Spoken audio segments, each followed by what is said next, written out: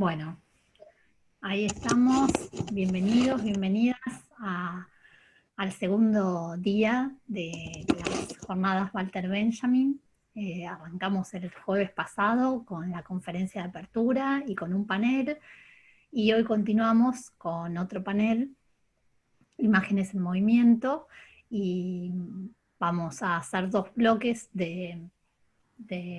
o sea, dos bloques, presentaciones de dos trabajos, discusión, y después presentaciones de otros dos trabajos y discusión. Y va a coordinar Paula Biglione, así que gracias a todos quienes están participando, por supuesto a Paula, a Daniela y Ludmila, que están en la comisión ahí haciendo todos trabajos organizativos de todo tipo, y a quienes nos acompañan del proyecto de Francisco, colegas de distintas partes del país. Ahí estuvimos Bariloche, de Entre Ríos, de Rosario, de Córdoba, de Salta. Mira, ya ahí nombrando a algunos nomás, tenemos de varios, de distintas latitudes, aprovechando esto que tenemos que hacer este año las jornadas en esta modalidad, pero podemos interactuar de distintos lugares, así que aprovecharemos esas ventajas. Bueno, muchas gracias y adelante, Paula, nomás. Bueno, bienvenidas a todos, a todas. Como decía recién Anabela, la mesa, este panel se titula Imágenes en Movimiento, y vamos a empezar con las primeras dos ponencias de Alexis y de Ludmila, y después dar lugar a comentarios, preguntas, y después continuamos con las últimas dos. Perdón, las ponencias son de Alexis y de Daniela, y las segundas dos ponencias, ahí sí, de Mercedes y de Ludmila. Bueno, empezamos entonces por Alexis. Voy a hacer una breve mención de su CV. Jauzovsky Alexis es máster en Filosofía y Crítica Contemporánea de la Cultura por la Universidad de París 8, y magíster en Comunicación y Creación Cultural por la Fundación Walter Benjamin de la Universidad CAICE de Buenos Aires, licenciado y profesor en Comunicación Social por la Universidad Nacional de Entre Ríos, profesor de la licenciatura y el profesorado en Comunicación Social de la Facultad de Ciencias de la Educación de la Universidad Nacional de Entre Ríos, y del profesorado en Economía de la Facultad de Ciencias de la Gestión, también por la Universidad Autónoma de Entre Ríos, integrante de la editorial de la Universidad Nacional de Entre Ríos. El título del trabajo de Alexis es Variaciones sobre los autónomas, el tiempo y el juego. Hola. Ok, empiezo, y media hora. Paula, Ana, para compartir el PDF PowerPoint que les envié. Arranco, lo comparto, dale.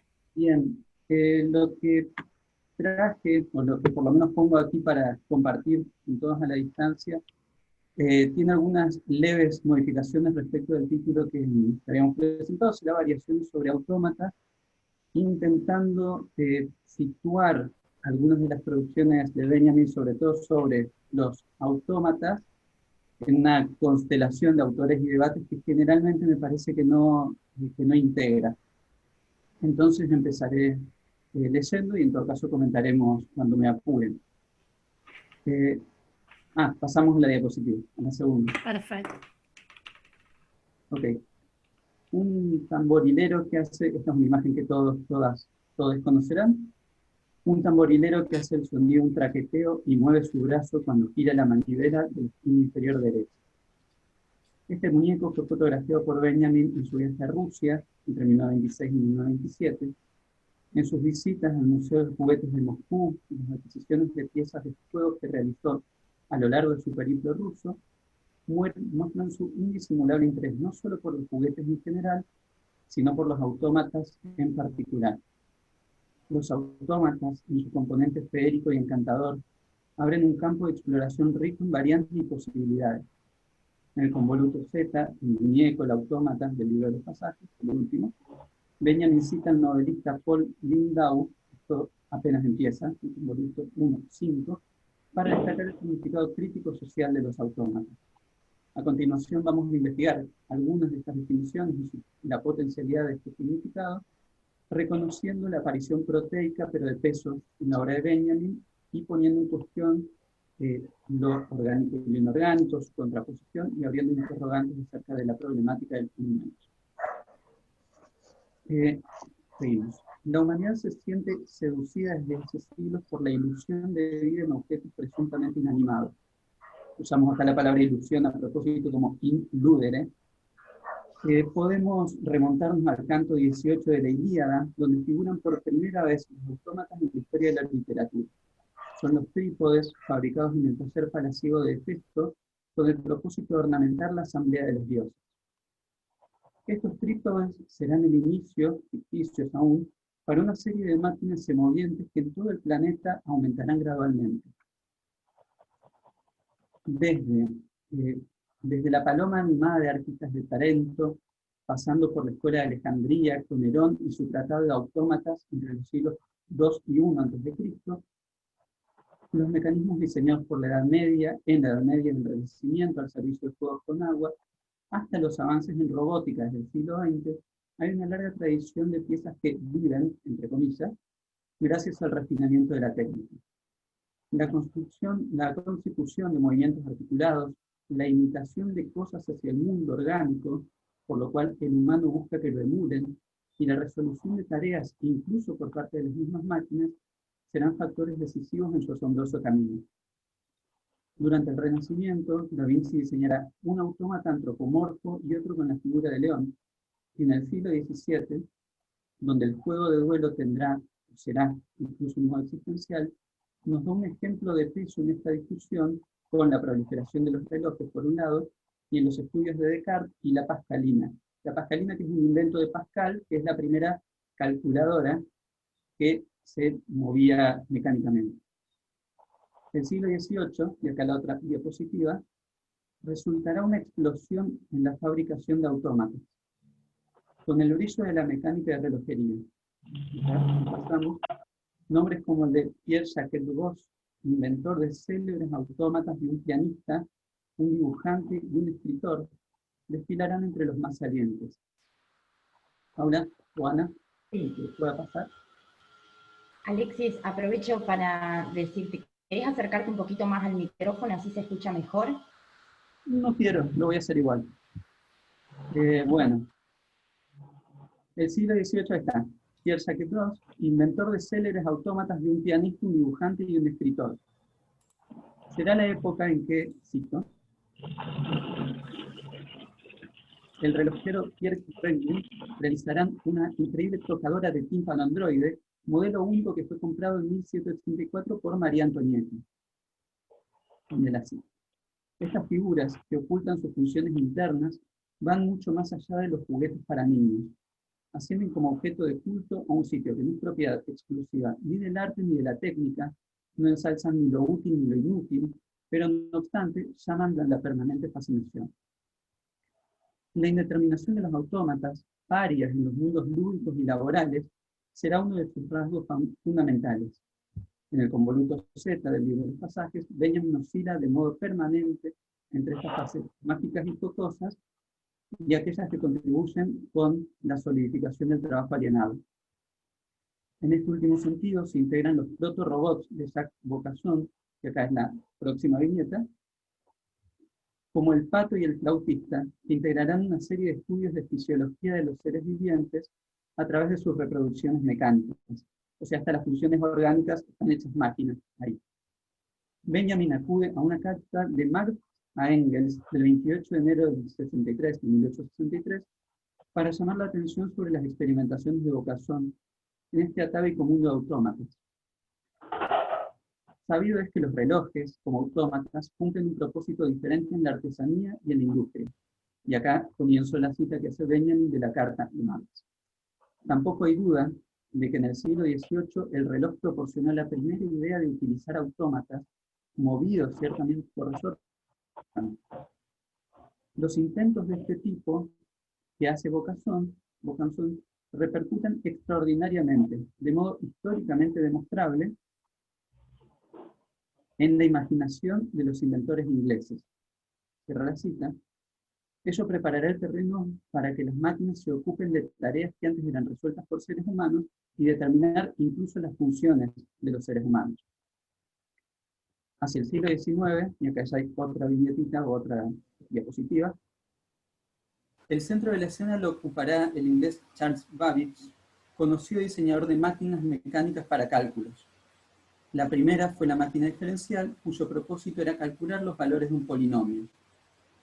De todos modos, lo que subyace a los aportes de Babbage es la pretensión de crear un autómata que jugase al tate-ti.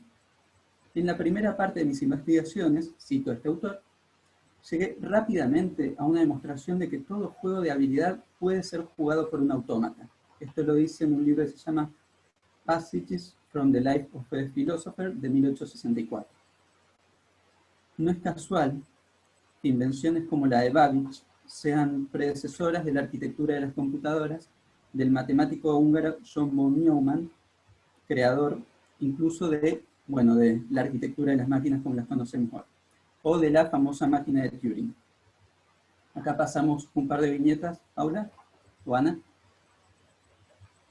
Recordemos que Turing, que hay una película de Imitation Game, contribuyó con la fabricación de las máquinas Colossus, empleadas por Inglaterra para descifrar los mensajes en código alemanes durante la Segunda Guerra Mundial, y que en su equipo contaba con Hugh Alexander, que era además de matemático y escritor, un destacado jugador de ajedrez.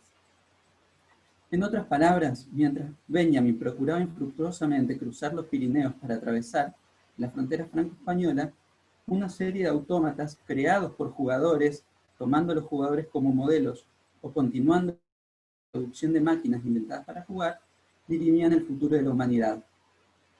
Si hubiera llegado a Estados Unidos, Benjamin habría arribado a una tierra donde se estaba pensando cómo diseñar autómatas como máquinas de gobernar, hasta la máquina de Turing, como máquinas de gobernar o máquinas de jugar, para vencer a la Unión Soviética en la Guerra Fría. A ello se dedicó Norbert Wiener, tal como lo expresa en sus libros Cibernética, del 48, y Cibernética y Sociedad. Ahí está, la siguiente. Curiosamente, Wiener vuelve sobre la historia que inspirará la primera tesis sobre el concepto de historia, o sea, el cuento de Poe sobre el jugador de ajedrez. Leamos algunas palabras de Wiener, y acá empieza la cita. Hace algún tiempo sugirió un modo de utilizar una de las modernas máquinas para calcular para jugar una partida de ajedrez bastante pasable.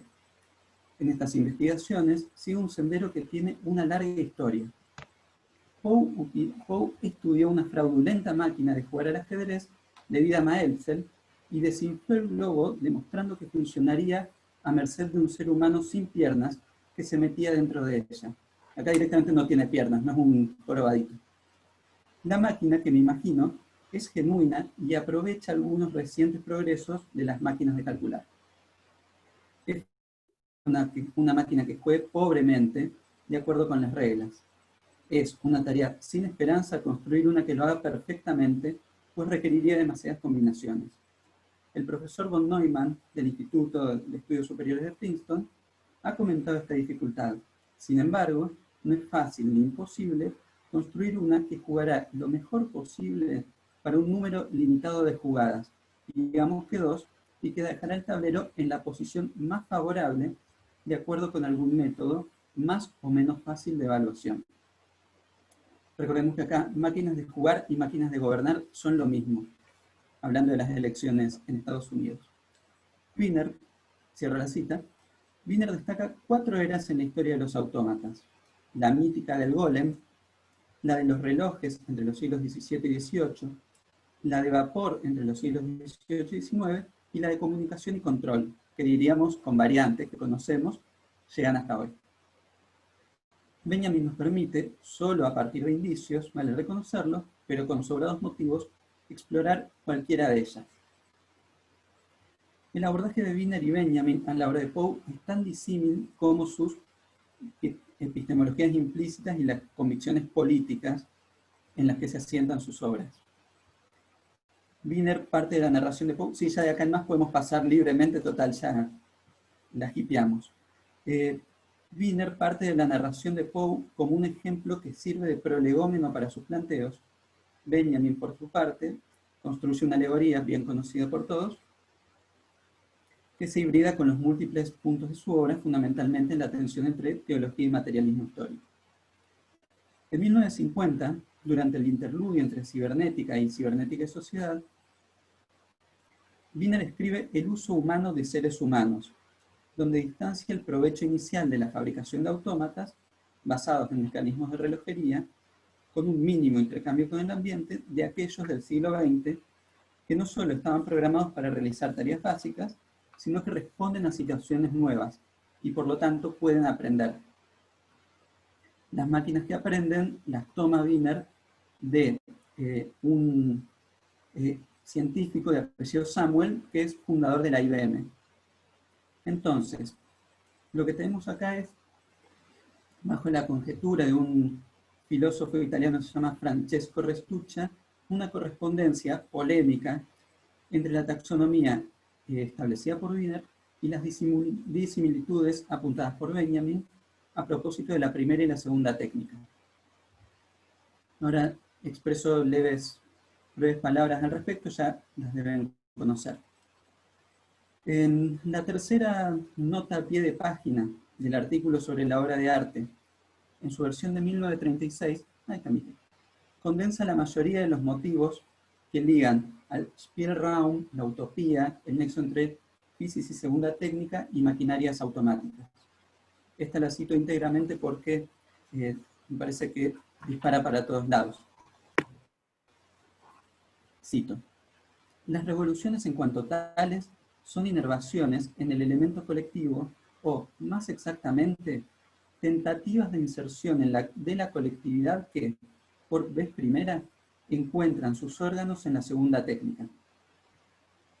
Tal técnica constituye así un sistema que exige que las fuerzas sociales elementales sean subyugadas para que se pueda establecer un juego armoniano, acá está hablando de Fourier, entre las fuerzas naturales y los hombres. Y así como un niño que aún aprende a asir, tenderá las manos hacia la luna como si una pelota que halle a su alcance, la humanidad en su conjunto, en sus intentos de inervación, aspira, junto a metas accesibles, a otras que, en principio, no son sino utópicas. Pues no es solamente la segunda técnica la que, en el curso de las revoluciones, anuncia las reivindicaciones más urgentes que le dirige a la sociedad, precisamente debido a que esta técnica no aspira a otra cosa que a liberar al hombre de sus cargas, el individuo ve extenderse de repente su campo de acción, su Spielraum, hasta lo que es ya inconmensurable. Y es que en este campo no sabe orientarse todavía, pero él ya afirma sus reivindicaciones. Pues cuanto más el elemento colectivo se va apropiando de su segunda técnica, en la que incluimos a los autómatas, más experimenta el individuo lo limitado que, bajo la influencia de la primera técnica, había sido el dominio de sus posibilidades. En una palabra, es el individuo particular, emancipado por la liquidación de la primera técnica, el que reivindica sus derechos. Ahora bien, apenas la segunda técnica se encuentra segura de sus primeras adquisiciones revolucionarias, las instancias vitales del individuo, reprimidas de hecho por la primera técnica, el amor y la muerte, aspiran a imponerse con un nuevo vigor. La obra de Fourier, volvemos a decir, constituye sin duda uno de los más importantes documentos históricos de esta concreta reivindicación. Cierra la cita. ¿Cómo estamos de tiempo? Yo por lo que...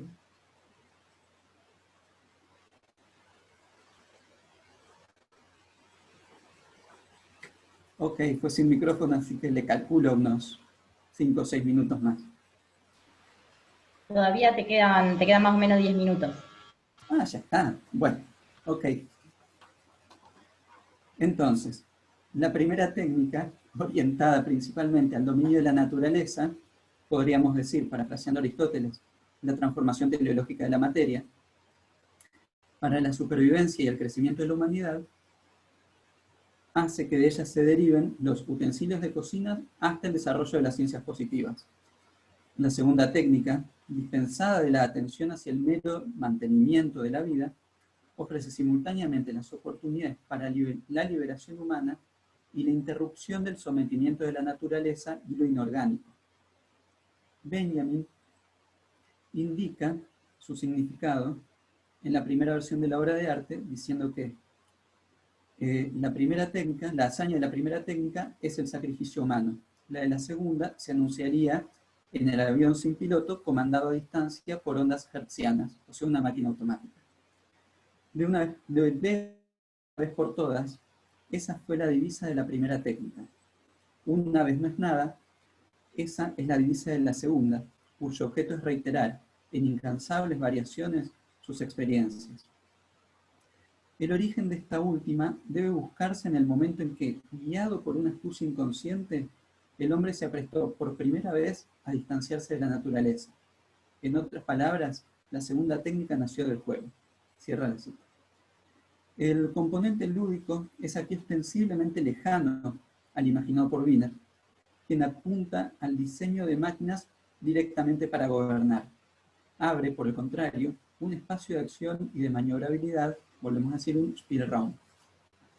Wolfart rastrea las fuentes que trasunta Benjamin para las expresiones segunda técnica y segunda naturaleza, que se trata de una apropiación singular del concepto ya presente en Hegel, Marx y Lukács.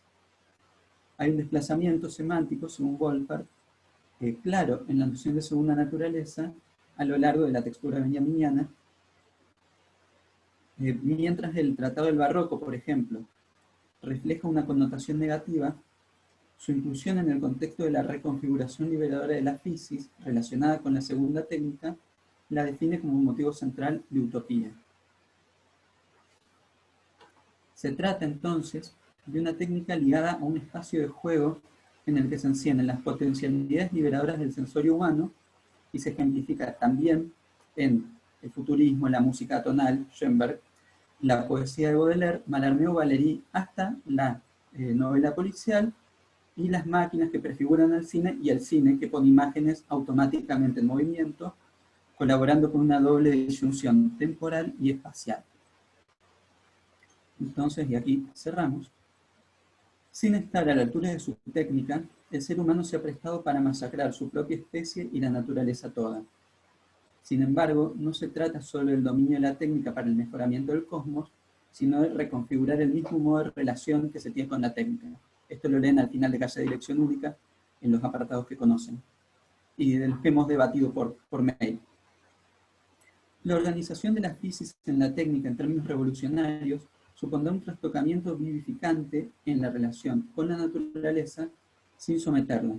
De ese modo, como en un juego apotropaico, es un término que Weigel toma del griego, o sea, como desviación de un mal que se aproxima, ya se pondrán en entredicho las jerarquías e incluso la relación con los medios que contribuyen con ellas. Bueno, y aquí vamos mostrando esto. En vías donde se automatiza lo viviente y gana autosuficiencia lo maquímico, quedan aún algunos debates por dar. Muchas gracias.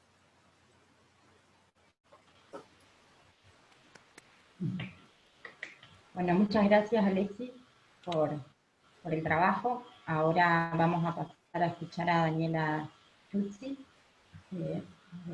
Voy a hacer una breve referencia a su CV. Daniela Giuzzi es magíster en Educación Corporal para la Universidad Nacional de La Plata, habiendo llevado a cabo una investigación titulada La administración del cuerpo infantil en el siglo XVIII, una lectura sobre el inicio de la ortopedia infantil bajo la dirección del doctor Edgardo Castro. Actualmente se encuentra realizando sus estudios de doctorado en la Facultad de Ciencias Sociales de la UBA sobre título Una lectura de las fuentes judías en la obra de Walter Benjamin. Es investigadora y docente en la Universidad Nacional de La Plata y docente invitada en universidades de Uruguay, Perú y España. Participa en proyectos de investigación interdisciplinaria sobre la problemática del cuerpo en el CISES, en el EP, y forma parte del grupo de estudio de pensamiento alemán contemporáneo que dirige Anabela Di Pego, donde indaga, en particular, los íntimos vínculos de la filosofía de Walter Benjamin con los textos de las fuentes sagradas judías en relación a su concepción del lenguaje y de la narración.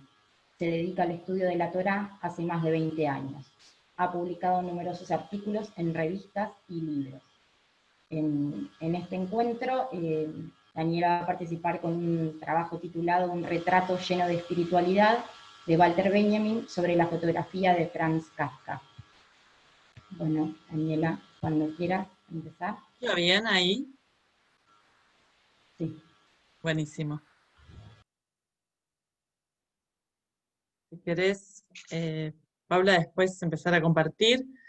Es un trabajo muy corto, solamente presentar algo que después se va a ir expandiendo en relación a la cuestión del misterio.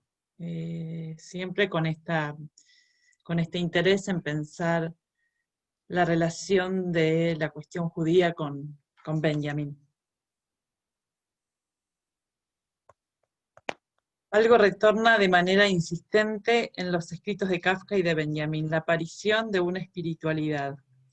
Más aún podríamos decir la imposibilidad de describir de manera precisa qué es aquello del orden de lo espiritual que se entreteje como un constante devenir en sus obras.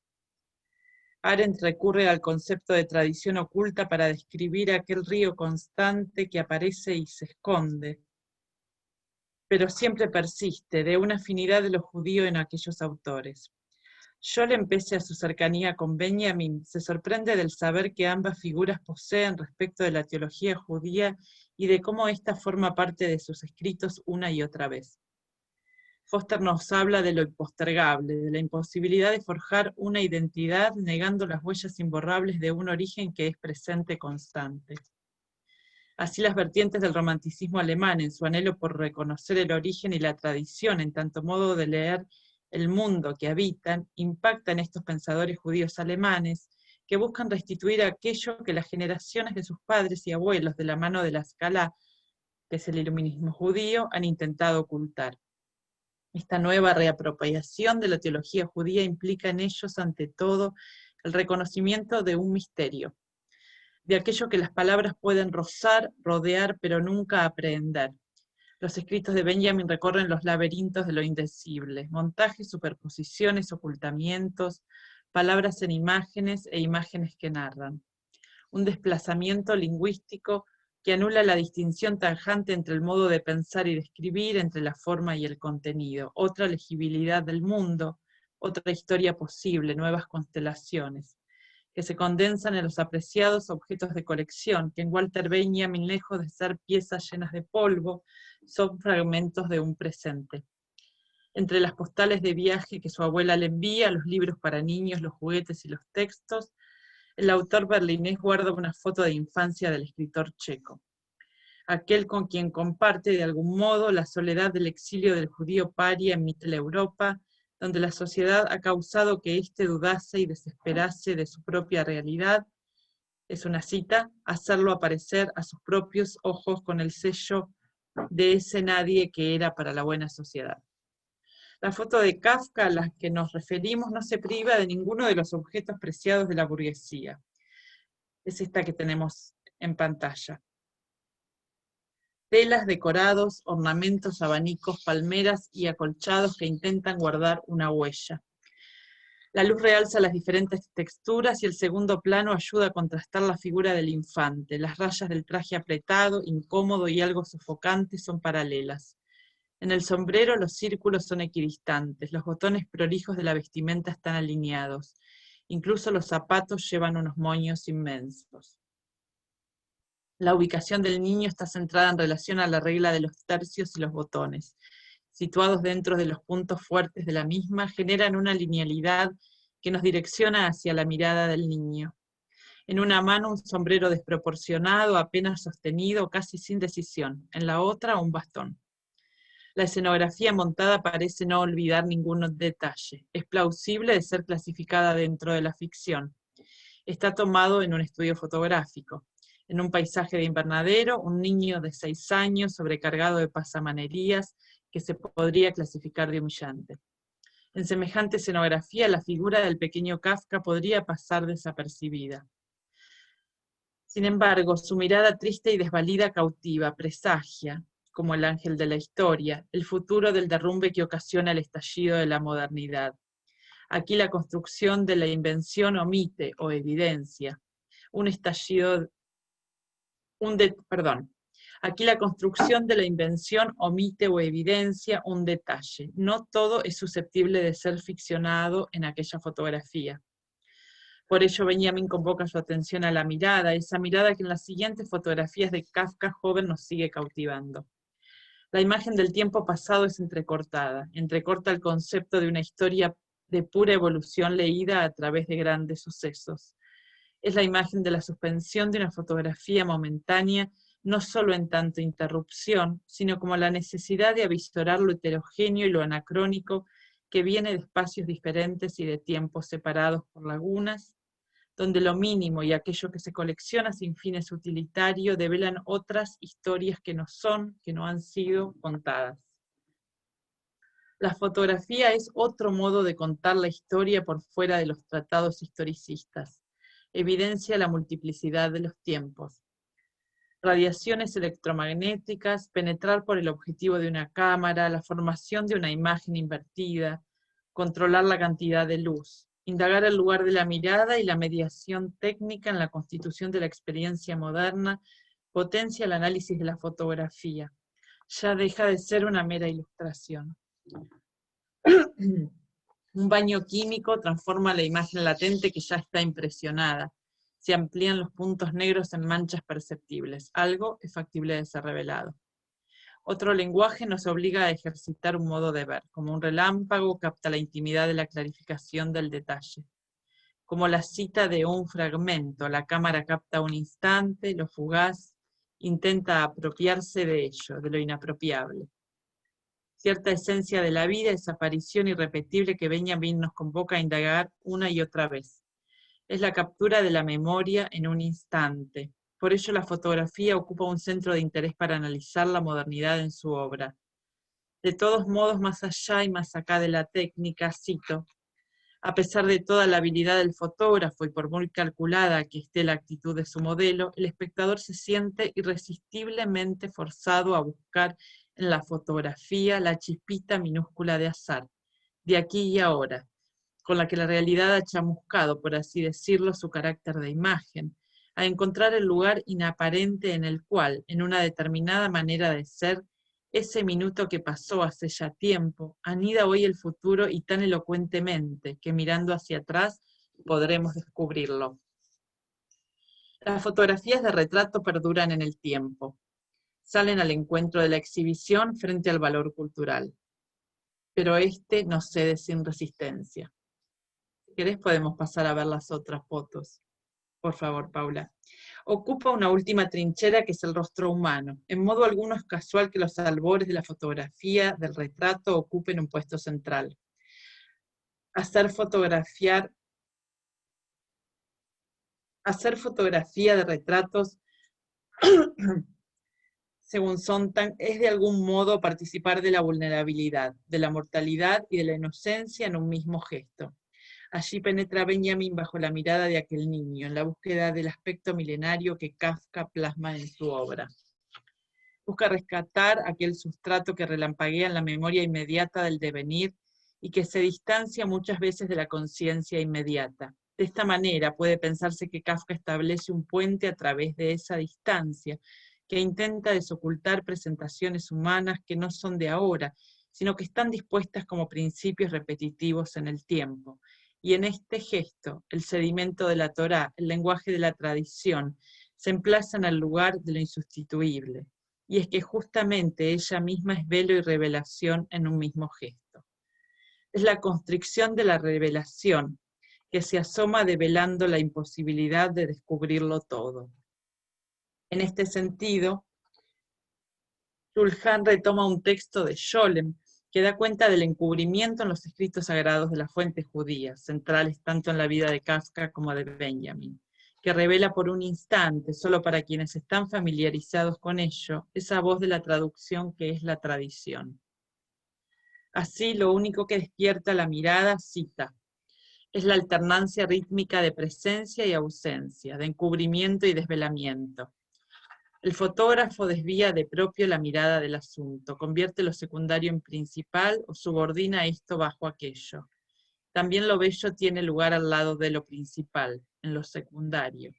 La crítica de arte no tiene que levantar el velo, sino que más bien lo que tiene que hacer es elevarse a la verdadera intuición de lo bello, pero solo gracias a un conocimiento muy exacto de lo bello como velo, Tiene que elevarse a una intuición que jamás se revelará a eso que se da a llamar empatía y que solo se revelará de modo completo en una contemplación más pura del ingenuo, a la intuición de lo bello como secreto.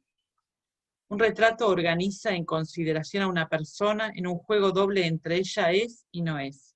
La impenetrabilidad de la foto insiste en adentrarse en los subterfugios de la memoria de un pasado común. Rompe la linealidad de un tiempo único y evolutivo, expone la tensión entre lo que se muestra y lo que se vela. Se cae la promesa de recuperar un pasado perdido, pero persiste con cierto pudor, una huella de aquello que si bien resiste a ser del todo revelado, permanece en el orden de cierto inconsciente de la imagen, en los márgenes de lo discursivo.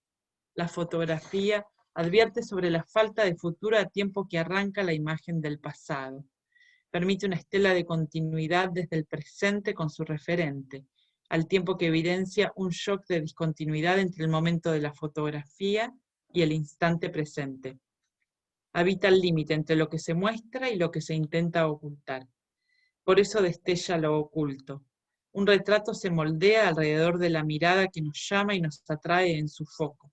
La firmeza de su diseño nos invita a mirar un alma en o sobre la figura que representa. El retrato asegura una presencia al tiempo que la reinventa, la produce en una interfaz que hace presente lo ausente y ratifica la imposibilidad de limitar la ficción interior-exterior. El secreto es saber plasmar con vida la vida del espíritu. Por ello, en este sentido, el retrato es sagrado, porque expone la potencia del secreto y de lo espiritual. Gracias.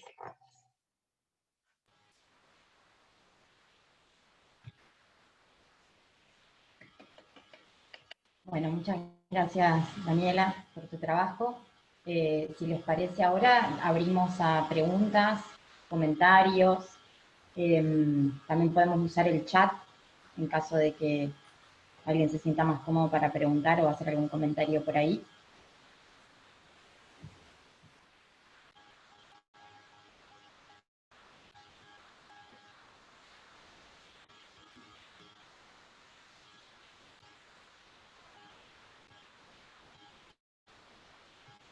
Bueno, empiezo yo. En realidad me había quedado pensando en relación a esto último que estabas leyendo, Daniela. Hiciste mención como a una especie de juego entre encubrimiento y develamiento que partía de la voz de la tradición. Si podés como ampliar un poco esa idea.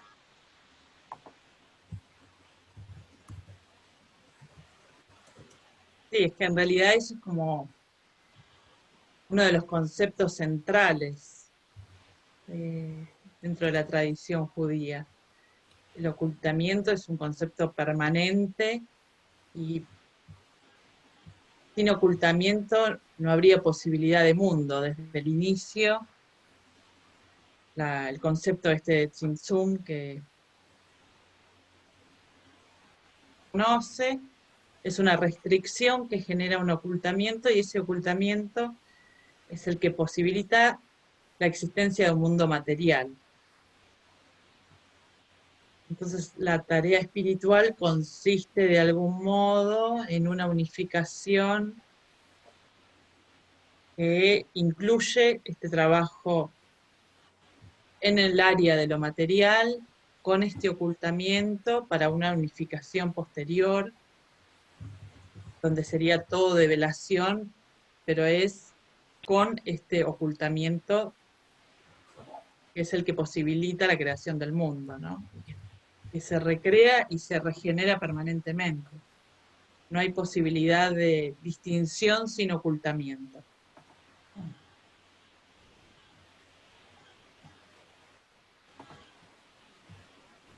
Bien, gracias. ¿Y vos pensás que esta idea que acabás de exponer tiene, o sea, es la que está operando en, si bien no lo mencionás en tu trabajo, sí fue lo que me trajo un poco a la mente, a la misma concepción del lenguaje de Benjamin? Sí, el otro día justo Francisco hizo un comentario en relación a eso, muy interesante, que es en relación a pensar el concepto de tikkun, para pensar la cuestión del lenguaje, y es muy notorio cuando uno va avanzando en los estudios de Torá, esto mismo que dice Scholem, ¿no? Que él mismo mantenía conversaciones con Benjamin sobre judaísmo y se seguía sorprendiendo de cómo estos conceptos atravesaban sus escritos. Concepto de lenguaje, además de que está dicho en el texto del lenguaje que se trabajó el otro día, la idea del tikkun tiene que ver con esto, con la unificación de los... Es difícil porque es tratar de entender qué es la unificación de lo finito con lo infinito, pero que forma todo parte de una misma unidad. Concepto indispensable para entender. Es lo finito, pero es dentro de lo infinito. Y eso no implica de ningún modo que sea una distinción. Es una unidad permanente.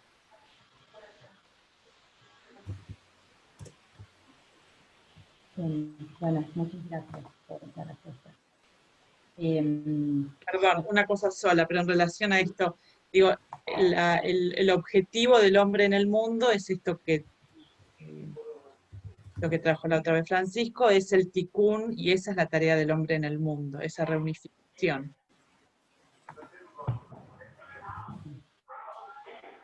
Bueno, gracias, Daniela. Ahora me avisaron que quieren hablar Valentín y Francisco. No sé quién quiere empezar de los dos, y Valentín y Francisco.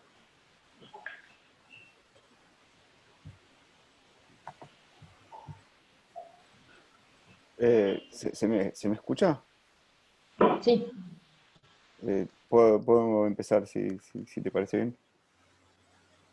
Quería hacer una pregunta a Alexis. Me pareció muy interesante la intervención. Me dejó como varias cuestiones como pensando. Y hay algo que más o menos me parece que estaba planteado, pero que quizás estaría bueno si pudieses como retomarlo y formularlo quizás de un modo así como más directo. Voy a cerrar la computadora. Con respecto a, digamos, cómo podrías pensar, o sea, cómo se pensaría desde el punto de vista de tu planteo, incluso desde el punto de vista histórico, la relación entre autómata y no humano, digamos, que es algo digamos, estaba como presupuesto, digamos, en tu planteo, sobre todo en relación con la noción de sacrificio, ¿no? Me parece que había algo ahí, digamos, es decir, dicho de otro modo, la pregunta sería, ¿cuál es el efecto que tiene sobre la noción de humanidad la existencia de los autómatas, digamos, que le devuelve al ojo humano la, la- la- la existencia misma del autómata?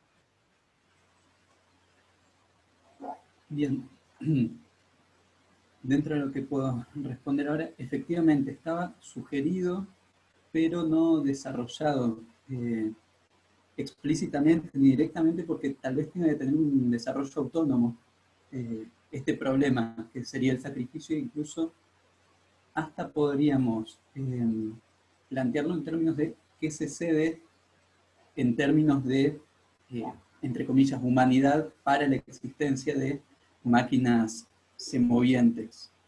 Yo eso, como vos decías, Valentín, lo tengo apuntado como algo a desarrollar.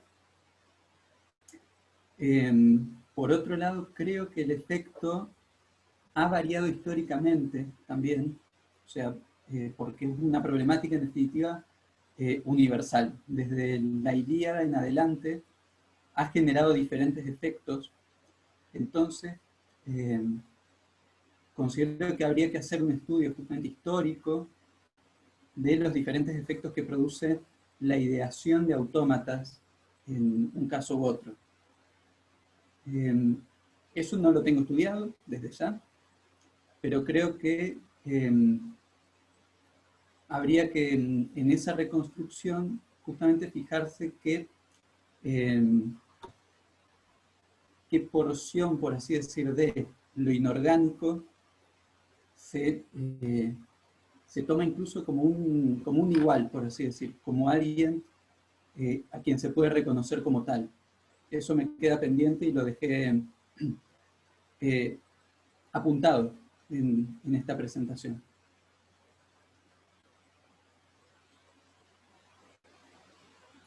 Ya que estamos, un paréntesis hasta que el delay lo permita. Con la presentación también pretendía salir de la primera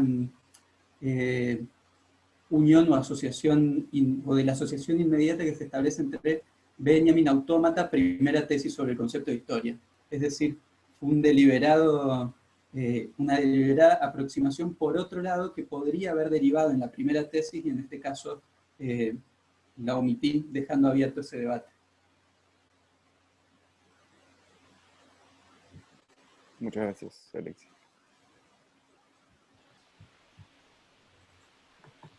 Francisco, ¿querés? Bueno, gracias Paula, y quería felicitar a los dos ponentes por el trabajo que presentaron. Me pareció que hay muchas articulaciones interesantes, a pesar de que en una primera aproximación son temas que se focalizan en puntos distintos, los autómatas por una parte y el problema de la tradición y de la teología del judaísmo en Benjamin y en Kafka, entre otras cosas, pero que sin embargo también envuelve, por ejemplo, el aspecto de la técnica en la evocación de la imagen fotográfica tan vívida en la segunda exposición.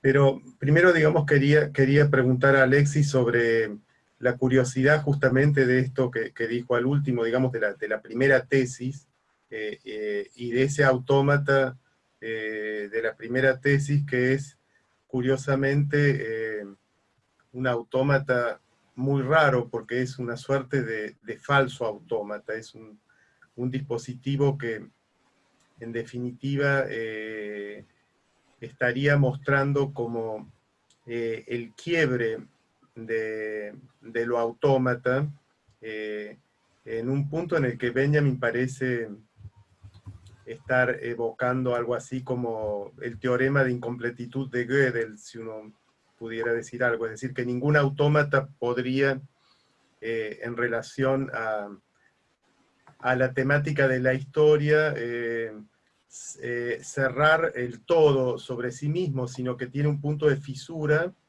casi un punto de incompletitud, en el que se requiere otro elemento que es heterogéneo a lo autómata, que es un elemento de juego, si se puede decir, de incompletitud, de decisión, en el que en un lado, digamos, está el famoso enano encorvado y en el otro lado está lo mesiánico, la teología, pero que evocan justamente un punto de quiebre, una fisura, una fêlure, digamos, de lo autómata. Entonces, lo que quería preguntar es si quizás eso en un punto, digamos, no podría contener un pasaje de la primera técnica a la segunda técnica, esa incompletitud del espacio, digamos, es decir, todo dominio se rompe en sí mismo y apela a un elemento heterogéneo.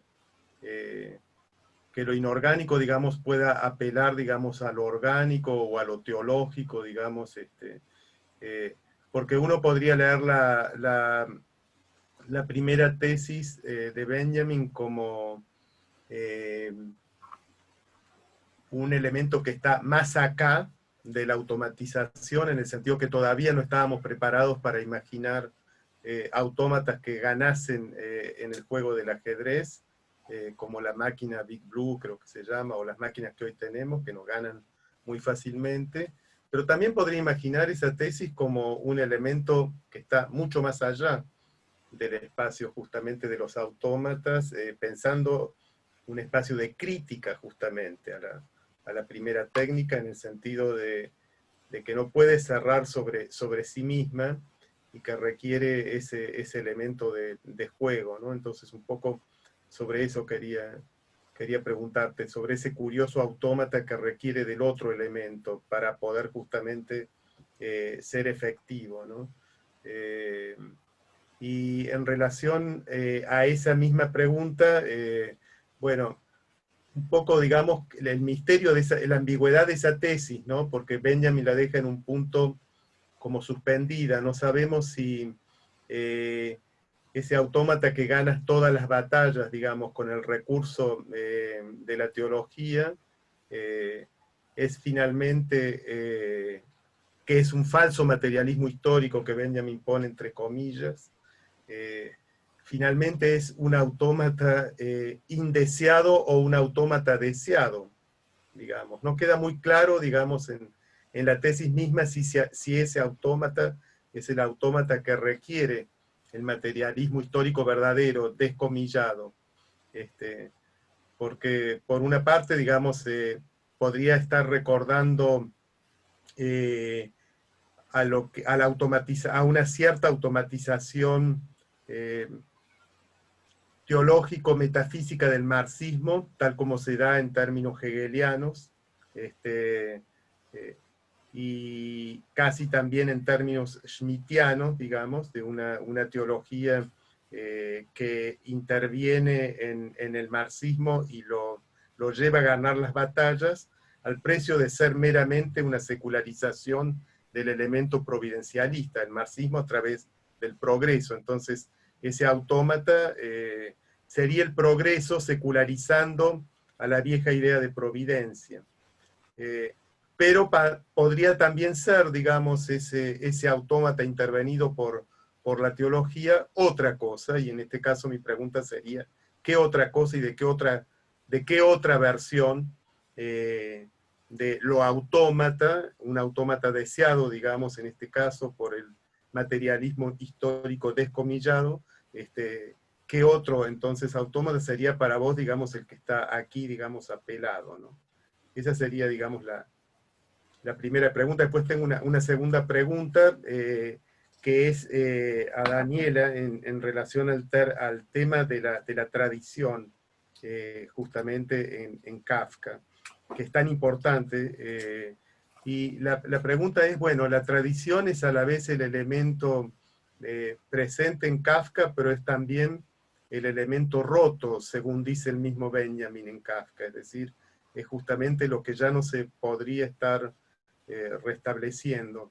Sería lo que estaría justamente quebrado, estallado, fisurado, y que Benjamin ejemplifica con su propia figura de la Agadá, es decir, el relato que tiene que dejar alguna enseñanza, pero que en el momento, digamos, el relato kafkiano, en el momento de dar la enseñanza, sorprende con un garrotazo y nos deja a todos sumidos en la perplejidad.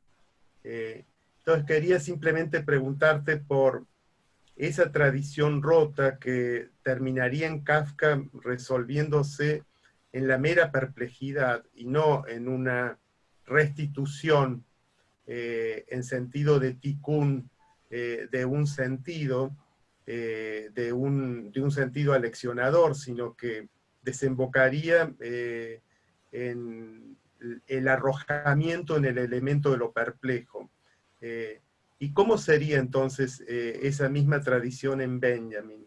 ¿Estaría Benjamin también pensando por el shock y en el sentido de lo perplejo, o habría una reconstrucción y una restitución de la tradición, y en ese sentido Benjamin iría más allá de Kafka, aventurando, digamos, la posibilidad de una reparación de la tradición de los oprimidos? Quería ver cómo pensás ese punto.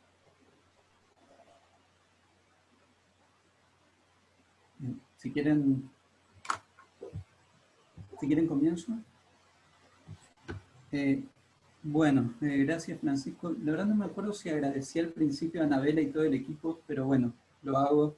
El vértigo propio de ser un torso en una pantalla con estas dificultades. Con respecto a la pregunta de Francisco, bueno, esto alguna vez lo hemos hablado. que habría múltiples niveles de interpretación de la primera tesis sobre el concepto de historia. Esto la enorme mayoría aquí lo conoce, Lucía Pinto lo ha trabajado también. Lo curioso es que dentro de esos múltiples niveles también podemos rastrear las figuras lúdicas, es decir, el autómata que no es autómata, por un lado, o sea es un engaño, el pequeño giboso que está adentro de la máquina que hace un doble juego, o sea, no solo juega al ajedrez, sino que también juega a mover los hilos de la máquina que no es autómata, y por lo tanto se da un interjuego engañoso que produce esta maquinaria que no es maquinaria, y por otro lado, en registro del estilo de escritura, tal vez, el uso de las comillas para hablar del materialismo histórico, o bien cuando Benjamin habla de la teología, que como se sabe es soy pequeña y fea, que tal vez pueda ser un uso irónico también. Levi o incluso Reyes Mate arriesgan la hipótesis del uso irónico de que la teología es pequeña y fea. Entonces, ¿cómo leerlo? Si no realmente está despreciada o en ese, como se sabe, se está buscando una reivindicación. Por otro lado, esta suerte de discusión o puesta o lectura posible entre lo que sería una lectura entre lo óntico y lo ontológico, es decir, para volver al poema de Borges, es decir, que Dios detrás de cada Dios está justamente manejando los hilos. Entonces, entre esos múltiples registros o esas múltiples lecturas o niveles posibles de lectura, considero que ese autómata deseado podría ser, o el autómata deseado del materialismo histórico, tenemos más claro qué es lo que no es decir, no es el materialismo de la socialdemocracia, no es el materialismo histórico estrecho que establece una relación unilateral o de determinación entre base y superestructura, en esa metáfora tantas veces discutida. Se puede volver a la relación de expresión entre la base económica y la superestructura, pero justamente me parece que ese autómata deseado es el que apunta o el que tiende hacia lo primero, hacia lo que es pequeño y feo, lo que conocemos, el pequeño y feo, lo desdeñado, lo de los bajos fondos, lo que permanece como no contemplado por parte de la mirada corriente. Creo que el materialismo histórico, en términos de este autómata deseado, podría leerse en esos términos. Por otro lado, bueno, la referencia ineludible, y en caso de, digamos, siendo más allá de esta respuesta, a la carta de Benjamin a Horkheimer, que está en el convoluto N, sobre teoría del conocimiento, acerca de la relación entre el uso entre teología y materialismo histórico. Es decir, la imposibilidad de hacer historia sin el uso de términos teológicos. Por otro lado, como una lectura más que lo tengo acá apuntado, se podría leer este nivel, si se quiere, lúdico también, en términos de cómo se construye la alegoría de la primera tesis, que es una lectura posible a desarrollar y en relación también con la alegoría usada, o la alegoría tal como se entiende en el libro sobre el Trauerspiel, y la alegoría tal como se entiende en Baudelaire. Me parece que es una lectura posible de esta primera tesis de la relación entre materialismo histórico y teología.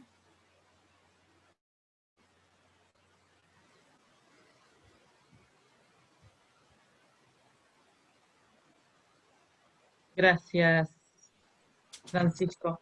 2 o 3 cosas puedo pensar ahora en relación a esto.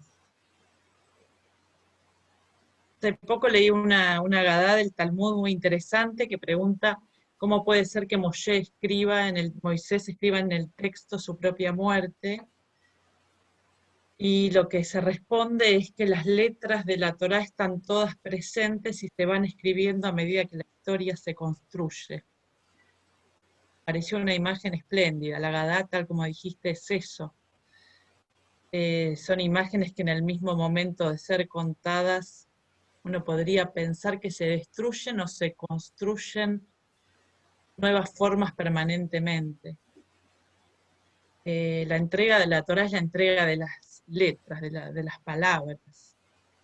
La construcción se va haciendo en esa paradoja permanente, que es una de las paradojas principales, junto con esta otra de lo finito y lo infinito, que es la paradoja del Mazal, que es aquello dado del destino con la construcción del hombre y la decisión permanente entre el bien y el no bien, que sería lo oculto. Creo que una de las cuestiones más interesantes en relación a lo que estás trayendo es entender que la Torá es una creación permanente, no hay un concepto tal como una tradición de un libro añejo para ir a buscar, que es renovación y creación en cada instante. Evidentemente tenemos como una dificultad para pensar cómo una tradición se renueva permanentemente, digamos. En algún punto parece sonar como si hubiera una contradicción en eso mismo, pero la tradición en ese sentido es un modo de lectura, es algo que me permite leer un texto. Y creo que el concepto de, una última cosa, el concepto de toda esta tradición, como se ve claramente en el texto de Violencia, permite a Benjamin irrumpir y generar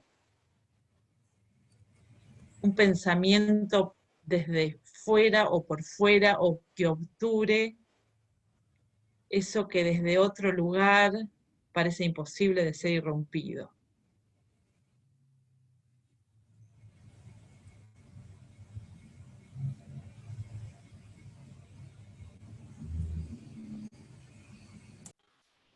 Gracias.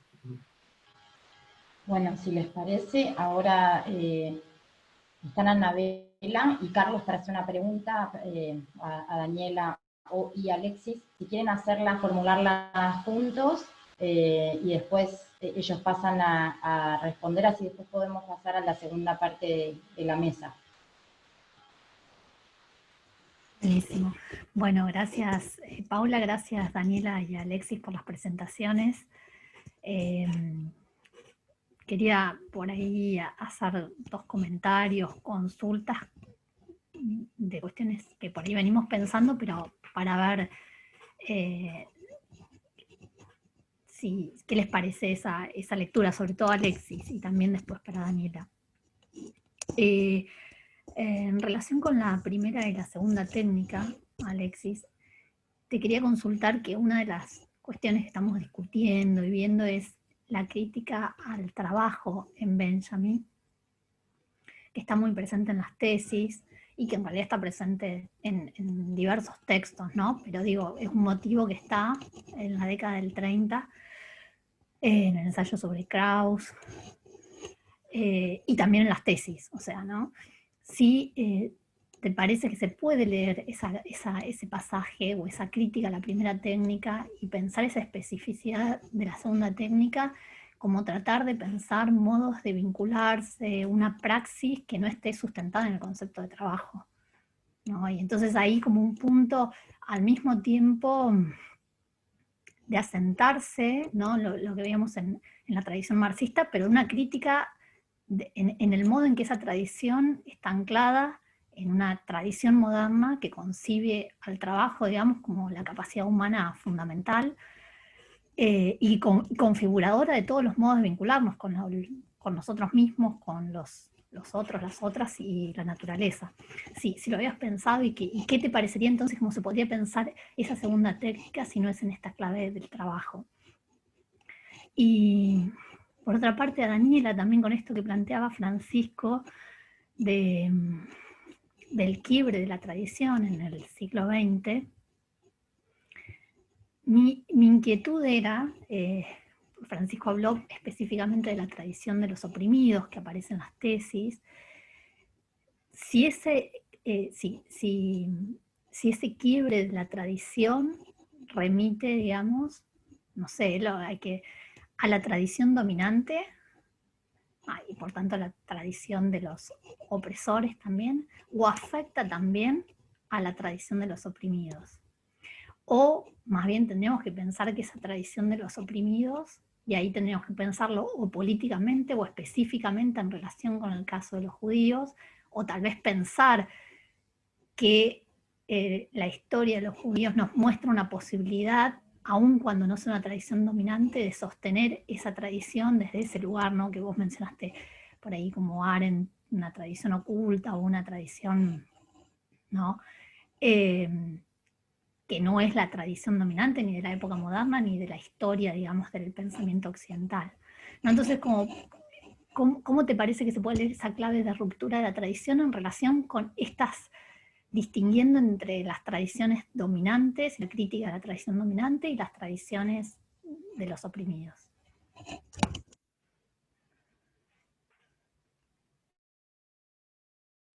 Mi turno, ¿no? Dale. También, bueno, le agradezco por las exposiciones. Me gustaron mucho, me invitan a pensar mucho. Y por ahí, más que una pregunta, tenía como un comentario, a ver si ustedes lo compartían también, pero que un comentario que puede tener una raíz común, una raíz común que estaría en la fotografía y en el tema del autómata por el lado de la técnica, ¿no? Y esa raíz común me parece, si sigo bien tu exposición, Alexis, ¿no?, con el tema de la cuestión de la primera y la segunda técnica, me parece muy interesante en Benjamin, no sé si lo compartiría, esta cuestión de que una segunda técnica tiene este aspecto revolucionario del juego, ¿no?, pero al mismo tiempo en su aparecer moviliza algo que, a ver, había notado, lo habías dicho tú en tu exposición, o sea, pone de manifiesto un campo en el que uno no sabe orientarse todavía, ¿no?, y el que sostiene reivindicaciones. ¿Y qué son esas reivindicaciones? Como que eso me pareció interesante, porque de algún modo Benjamin no hace, me parece Benjamin no hace el corte entre lo revolucionario, entre la primera y la segunda técnica, por decirlo de un modo, la segunda técnica revolucionaria y la primera, la técnica de la dominación, con el paradigma del sacrificio, ¿no? Sino que lo que está viendo es que la técnica revolucionaria va a estar como en su aparecer o en su primer aparecer, va a estar agarrada o va a salir de algún modo, como que advierte de que puede llegar a estar dominada por ese paradigma anterior, o puede llegar, puede tener como en su sombra la idea del paradigma anterior, ¿no? Por eso es interesante, me parecía muy interesante el revés que proponía Francisco en la pregunta, ¿no? Por la cuestión del autómata, si nos dejamos ver por el autómata, si el materialismo histórico, encomillado, ¿no?, fuera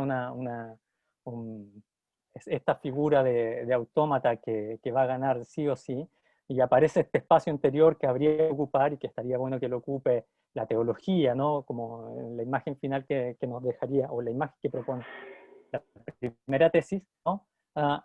Aparece como un revés que estaría intentando Benjamin pensar con lo revolucionario. Es decir, que lo revolucionario, al menos en su modo de aparecer en la técnica, garantiza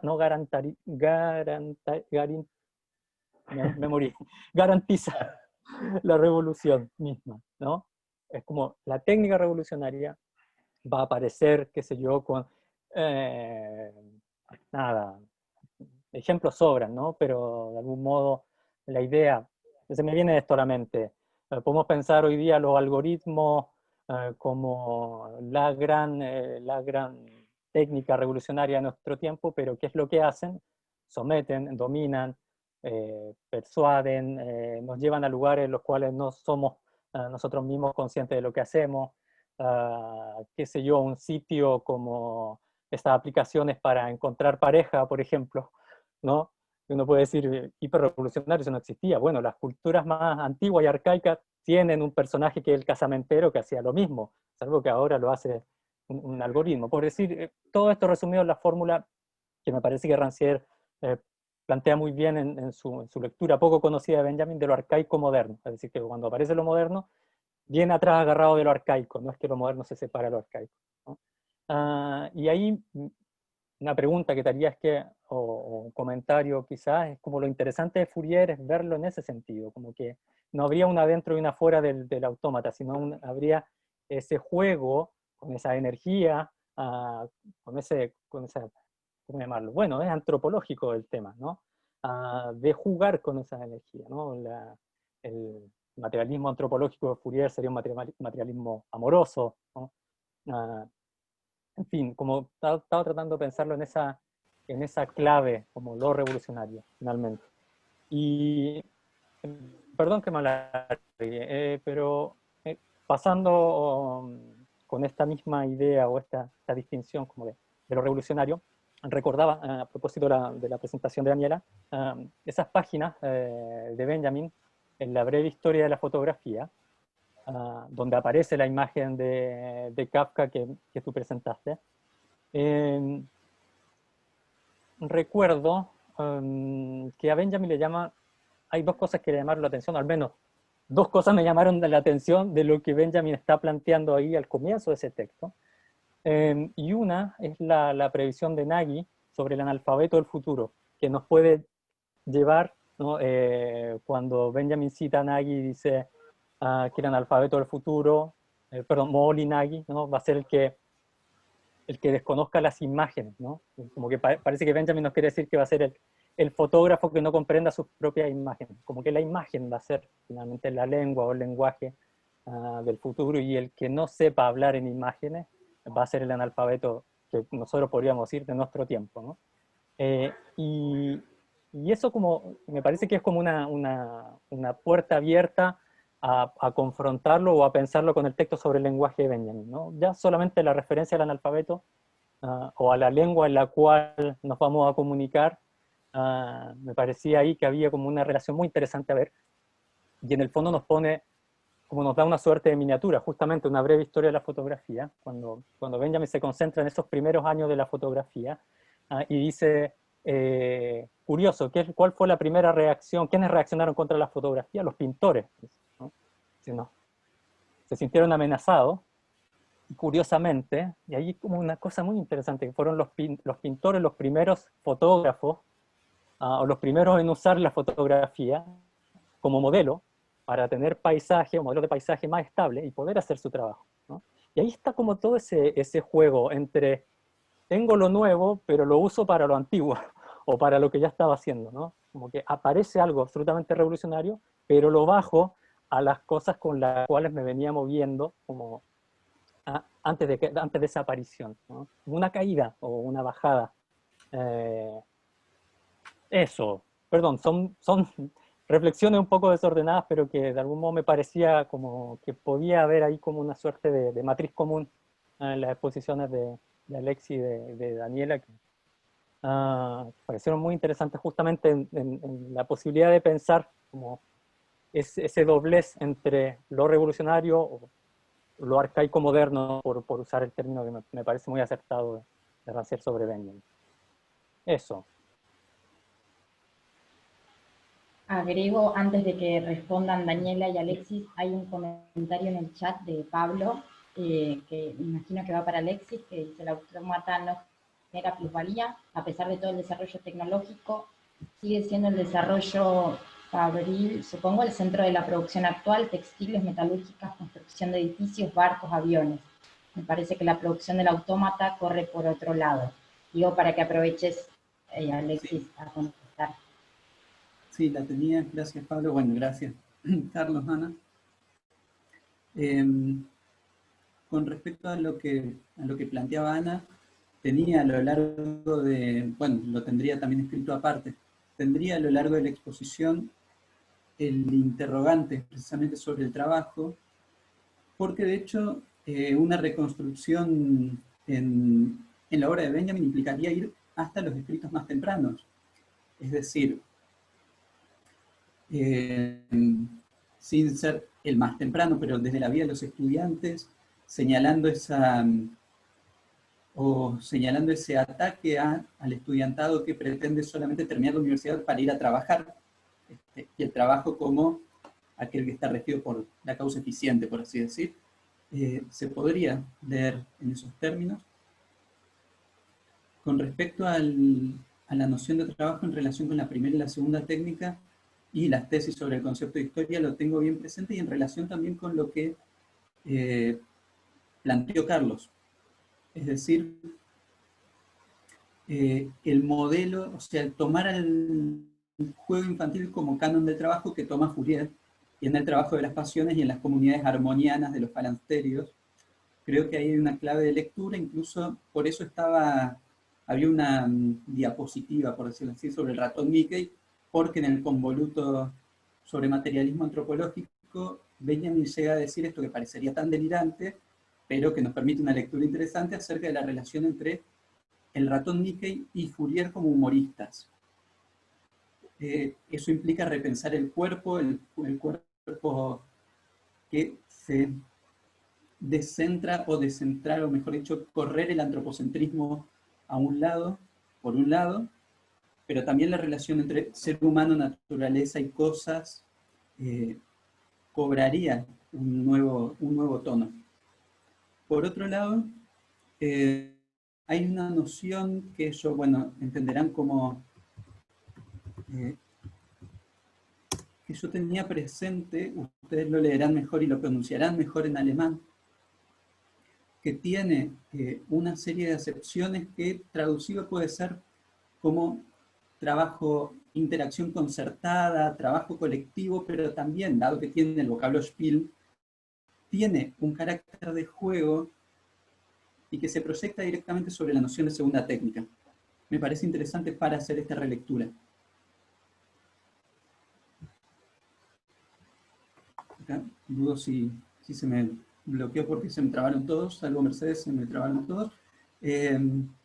Con respecto a específicamente o un poco más específicamente al comentario de Carlos, me parece interesante esta aclaración en términos de que, bueno, la apertura de este campo de juego, campo de acción, el Spielraum, tiene cierto grado de indeterminación, que por eso, por ejemplo, darle comillas al materialismo histórico en la primera tesis, inserta cierta sutileza que si fuera un autómata sin más, del que no renegamos, sería lo mismo que una máquina de gobernar, de aquellas que destacó Wiener. Entonces, esa sutileza o ese uso de los signos de puntuación, me parece que se presta para esa rica ambigüedad por la que no tenemos una lectura unidireccional del autómata, ni siquiera de esta figura del materialismo histórico que no es un autómata. Y por otro lado, cabría, pero esto lo tengo como apuntado porque da para una discusión aparte, porque en un momento, por ejemplo, lo nombramos a Descartes, y es decir, la equivalencia entre cuerpo y máquina, pero también habría que desarrollar a lo largo de los siglos recientes, bueno, cómo se han establecido las equivalencias o las equivalencias funcionales entre ser humano y máquina, desde las ciencias cognitivas, desde, digamos, la revolución cognitiva 1956 para aquí, por decir así, y el conexionismo y el computacionalismo como modelos de la mente y no del cuerpo, y los términos en qué tipo de máquina procesadora de símbolos estamos pensando. Uno de los autores de moda decía, bueno, de esto, Harari, que está tan de moda, decía, bueno, ahora comparamos al ser humano con una máquina, pero no es cualquier máquina. No la comparamos con una máquina de vapor, ¿no? Entonces, esas mutaciones que van atravesando la analogía entre ser humano y máquina me parece que dan para un debate bastante más largo y, bueno, que mejor que quede apuntado por ahora.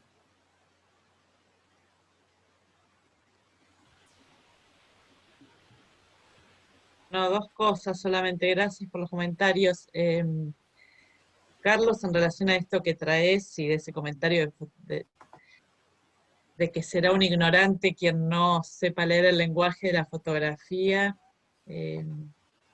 casi uno vuelve a decir que fue un visionario. Mucho más que eso no hay, ni menos, ¿no?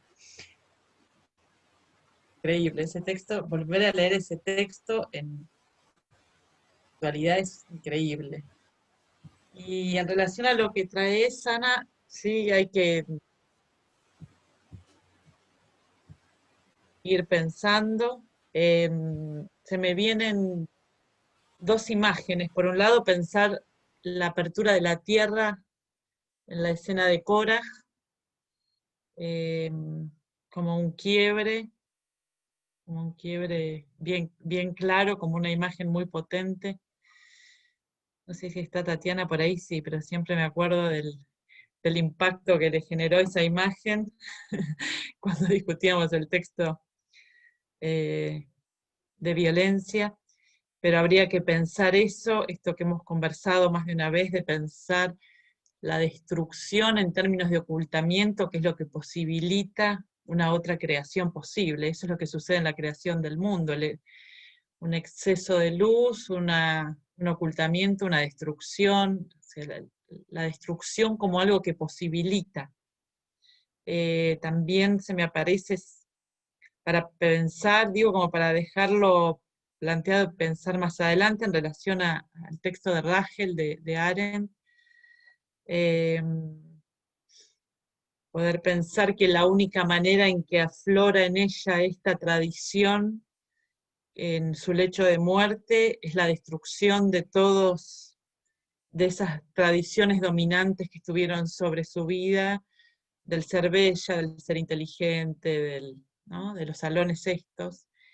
La única manera en la que aflora lo que ella retoma como su esencia. Hay una imagen muy linda que ella dice: si me hubieran dicho solamente que tenía que respetar un Shabbat, mi vida hubiera sido más simple.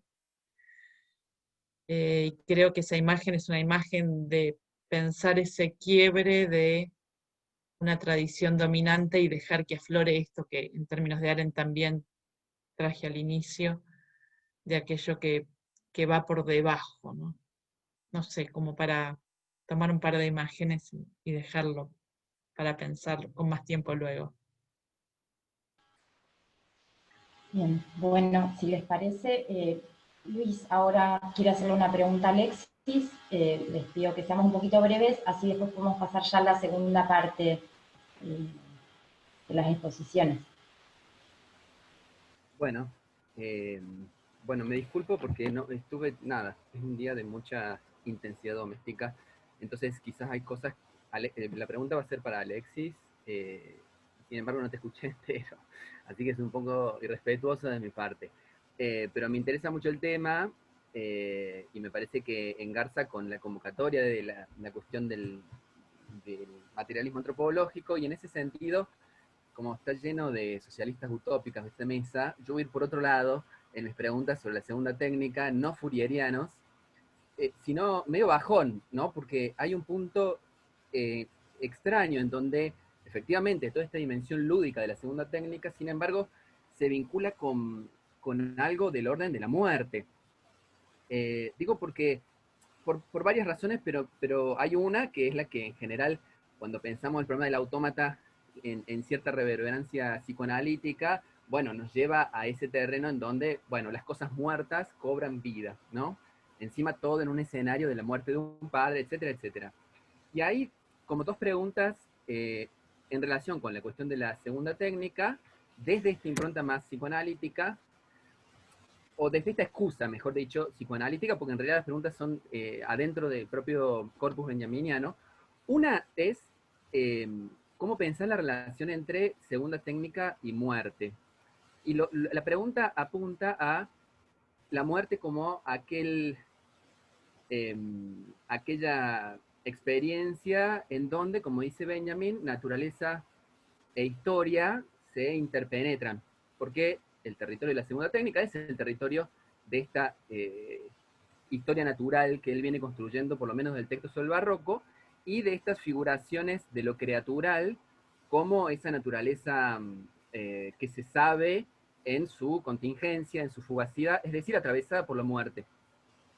Tanto más cuanto Benjamin piensa la segunda técnica como una suerte de freno a la pulsión de muerte nazi que implementa, así como el aura, de una manera viciada en la estetización del arte, la segunda técnica de una manera viciada en su apropiación por la lógica de la primera, y cuando podríamos haber tenido esa especie de encuentro, esos desposorios de la humanidad con el cosmos, de pronto se convierte en un reguero de sangre. Entonces, digo, hay algo del modo de tramitar la muerte que se juega en relación a la distinción entre primera y segunda técnica, que me parece interesante pensarlo también por allí. Porque lo otro que me parece que también la pista psicoanalítica,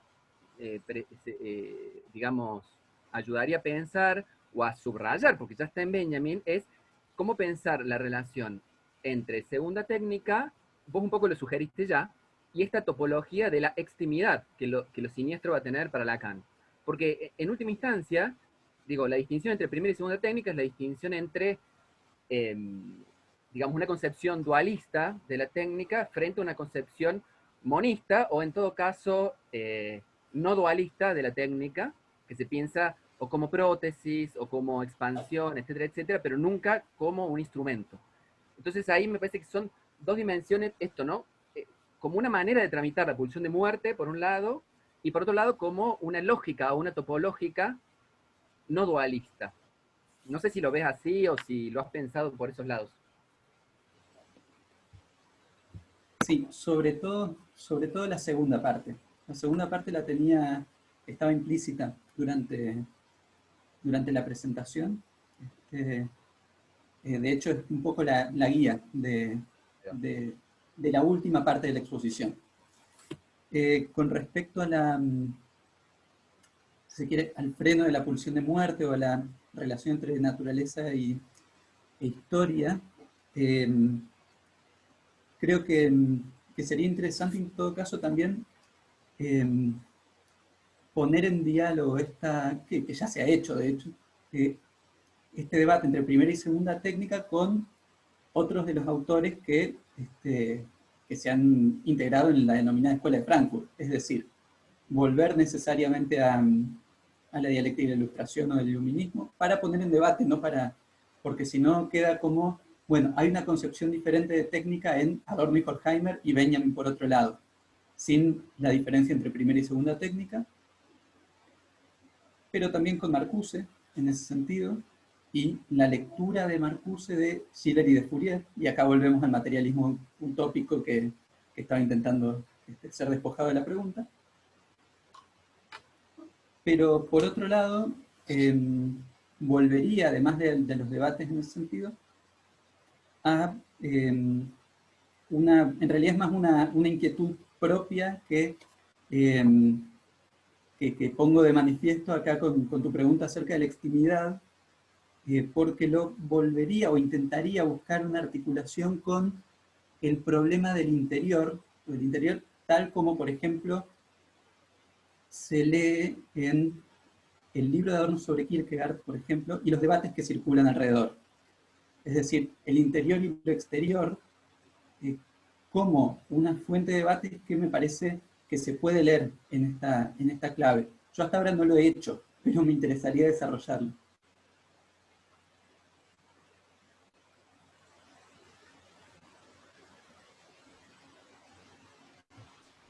Bien, bueno, gracias a la expositora y también por los comentarios. Si les parece, antes de pasar a la segunda parte, a escuchar a Mercedes y a Ludmila, hacemos una breve pausa de 2 minutos para aprovechar ir al baño, renovar el agua o algo así. Si les parece, 2 minutos y volvemos.